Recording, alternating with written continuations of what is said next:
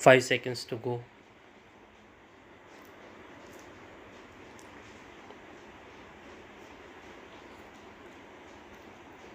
Start. Mr. Deputy Speaker, Sir, I rise to support the bill as it proposes to amend the Constitution in a manner so that the most important and the urgent need of our people may be included in our Constitution as fundamental rights. Right to work is the essential condition of our existence as a human being. You know, sir, through work, man distinguishes himself from beast and develops his capability to be the master of his fate, control the nature, and build up the civilization. This power to work helps him to control the nature and to use it in his interest. He produces his bread and thus continues his existence. Without work, how can a man earn his livelihood? So, it is absolutely related to the question of his existence. But today, this existence of man is challenged in our country. The unending queue of unemployed people is increasing day by day.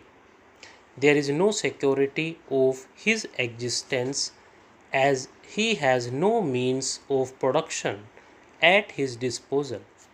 In a developing country like ours, the unemployment problem is the most burning problem. We have no opportunity to work and no right to work. The number of unemployed people registered with the employment exchanges in our country is more than 1.5 crores. But this is not the real picture. There are more than 1.5 crores of unemployed in our country living in the cities and rural areas. In the rural areas, the uneducated masses of unemployed youth do not register their names with the employment exchange offices. The agricultural laborers, poor peasants from the bulk of the rural, are unemployed. Besides, they do not get jobs for all the time throughout the year. More people are entering into cultivation on the same size of land, thus increasing the number of hidden unemployed people. The rural poor, such as agricultural laborer, bonded laborer, poor peasants, etc., are the major part of rural unemployed. With them, the other section of the small and middle peasantry and rural artisans are gradually losing their land and their small means of production. Sharecroppers are being evicted from the land, and day by day, these people are getting more and more impoverished. The middle class people also are the most unfortunate victims of unemployment.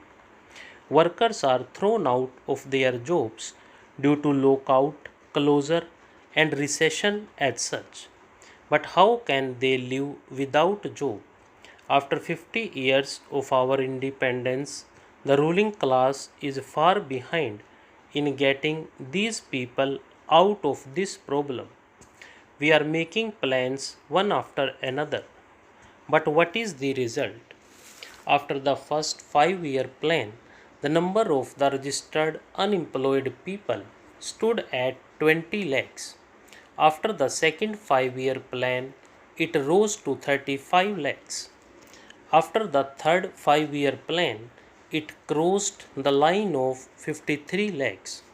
After the fifth plan, it is more than 80 lakhs, and now it is 1.5 crores.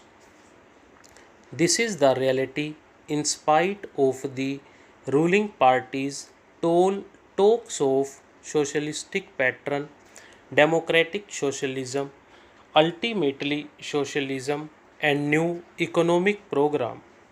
The ruling party have been crying from the housetops about the so-called socialism in our country. The number of unemployed in the country has been increasing because their socialism is a fake socialism and it is to deceive the people only. They talk of socialism only because they know people live and like it. People believe that without socialism, unemployment problem cannot be solved. But what is socialism?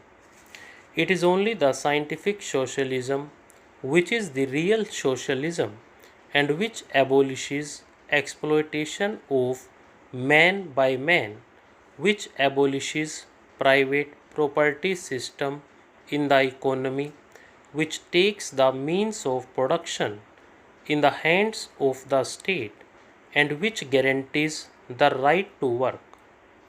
But in our socialism, the rich becomes richer and poor becomes poorer.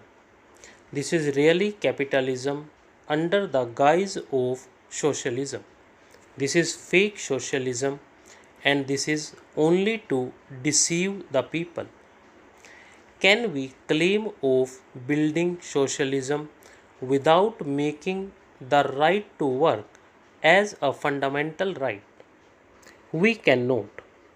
In all the socialistic countries, this right to work is guaranteed by the constitution as a fundamental right. I would like to quote the relevant articles from the constitution of a few socialist countries.